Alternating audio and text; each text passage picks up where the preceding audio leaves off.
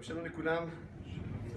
Quand on s'approche de la Iboula de notre maître, le Ramon Khalian, alors je voudrais expliquer, Bezat Hashem, la Shita, le courant d'Halakha que le Rav était imprégné. Et on dira que la Halakha, pendant tout le long des générations, a été énormément influencée par le Zohar HaKadosh et par la Kabbalah. On sait que la base ilchati, la base de la halakha, c'est le Shulchan Aruch. Le Shulchan Aruch, qui a été écrit à Sfat par Rabbi Yosef Karo, a été reçu, accepté par tout Israël. Et c'est la base de la halakha. Mais l'influence du Zohar HaKadosh et des Chachamim de la Kabbalah a été très importante aussi, tout au courant des générations. On va donner quelques exemples.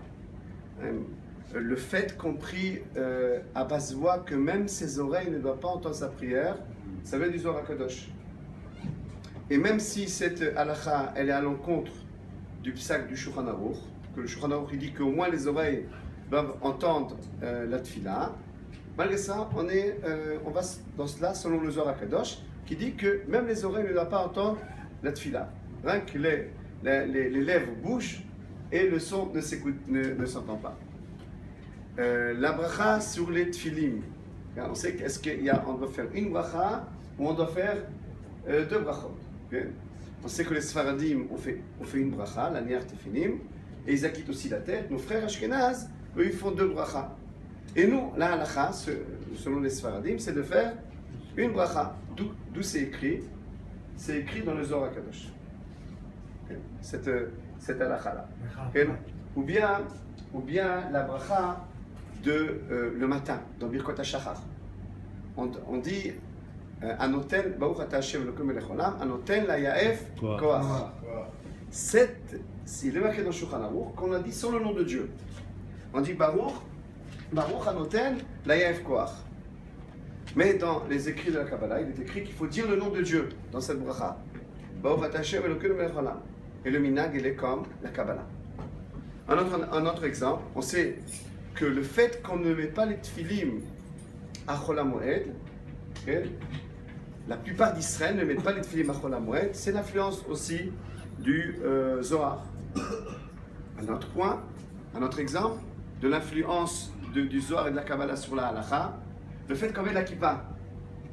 On se pose la question, pourquoi on met la kippa? C'est marqué qu'on doit mettre la kippa. Bon, le Shulchan Aruch, il a écrit qu'il faut mettre la kippa, qu'il faut se couvrir la tête. Mais là-bas, ça paraît comme un minag de chassidout de mettre la kippa. D'où on est exigeant et on met la kippa, chacun d'entre nous. C'est aussi, sa source, elle est aussi du Zohar. Le Zohar HaKadosh, il écrit Asir les barnaches, les mezeldal et tamod bigloa des recha. Il est interdit d'aller 4 pas, la tête découverte. Il y a des exemples dans tous les sens. Comment le Zohar et comment la Kabbalah a influencé la halakha. Okay? Et de ce fait-là, la Shita du Ramon Khalian dira que malgré que la base ilchati, ça sera toujours le Shulchan Aruch, mais l'influence du Zohar et de la Kabbalah sera prise en considération. Qui va faire ce tri-là? Est-ce que dans toutes les halachot qui a marqué, ils ont l'influence du Zohar et de la Kabbalah, on va aller selon le Zohar et la Kabbalah? Qui va faire ce tri-là? Quand on va aller selon le Zohar et quand on va rester sur le psak du Shulchan Aruch? Le Ben Ishraï a fait ce travail-là. Le Ben Ishraï, qui était un grand maître en Irak, il a fait ce travail-là. Il a vu que d'un côté on a qu'en base le Shulchan Aruch, et lui il répète même à plusieurs fois Anan Atacha de Maran Azlinan, on va selon le Shulchan Aruch, mais lorsqu'on a les paroles du Ari HaKadosh ou les paroles du Zohar HaKadosh, et lorsque je vais trouver juste qu'on peut les mettre dans la halakha, on les mettra dans la halakha. Quand je verrai que les paroles du Zohar et de la Kabbalah, elles sont trop hautes, elles sont pour certains qui se sont sanctifiés, etc., je ne les mettrai pas.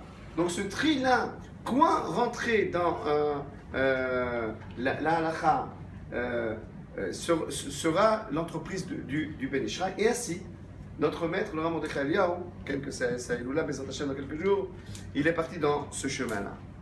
Qu'est-ce qui a influencé le Ben Ishraï et le Rav Mordechai Eliyahu à aller selon ce chemin-là? De faire une harmonie entre l'halakha d'une part et l'influence de la Kabbalah d'autre part.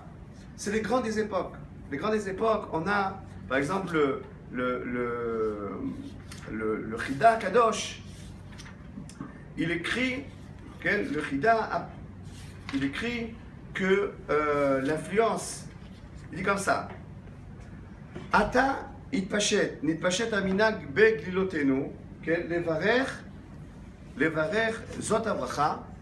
Le Chida il dit que il traite sur une bracha et aujourd'hui on a le minag de faire seul comme le Zohar Kadosh, dit le Harizal. Et dit le Chida, malgré qu'en règle générale nous avons reçu les halachot du Shulchan Aruch, si le Shulchan Aruch savait l'avis du Ari Kadosh, il serait revenu sur ses pas. Quand c'est dit le Chida Kadosh. Il dit que le minag d'Eret Israël, c'est d'aller selon l'influence du Zohar et de la Kabbalah. Ce n'est pas le seul, Dans cette expression aussi, c'est exprimé le Shla Kadosh. Le Shla Kadosh, il dit, et nous, à Yerushalayim, on a l'habitude, le minag d'Eret Israël et le minag de Yerushalayim, c'est d'aller selon les paroles du Zohar Kadosh et de la Kabbalah. Bien entendu, il y a des règles aussi. Le Rav Mordechai dans Mamar Mordechai, il a aussi établi une logique dans cela. Quand on va selon la Gemara et quand la Gemara elle décidera, c'est la seule à décider. Quand les Chachamim de la Kabbalah et du Zohar, eux ils vont décider. Il dit par exemple comme ça. Il dit chaque fois que la Gemara n'a pas donné d'avis, la Gemara on sait que c'est la base de la halakha, la Gemara. De la Gemara est sortie toute la halakha. Là, il dit le Rav Mordechai Eliyahu, chaque fois que la Gemara n'a pas donné d'avis, pas en tout elle s'est exprimée, la Gemara, et le Zohar a donné son avis, les Chachamim de la Kabbalah ont donné leur avis,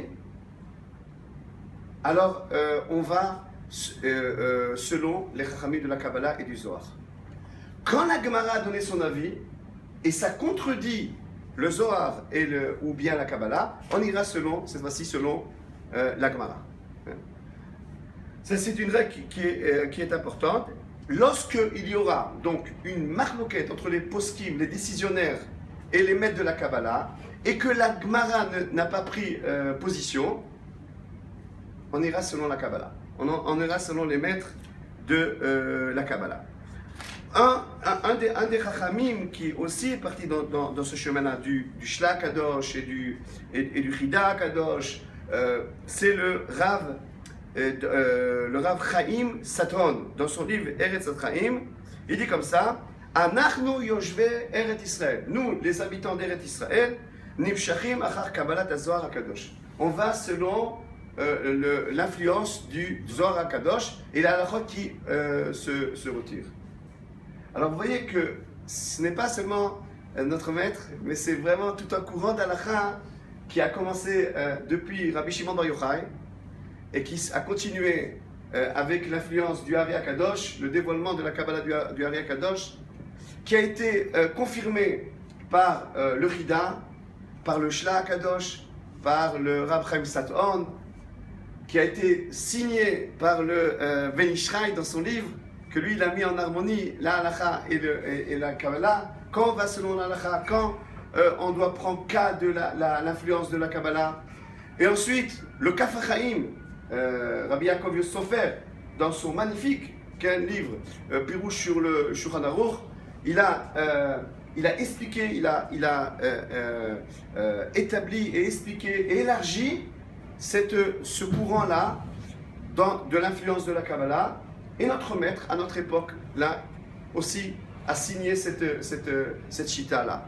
Et lorsque je me suis approfondi sur ce courant d'halakha, les Chachamim disent que vraiment c'était le minag d'Eretz Israël. Le minhag d'Eretz Israël, c'était d'aller avec l'influence de la Kabbalah et de la halakha. Que Dieu nous éclaire dans sa sainte Torah. Chazak, amen.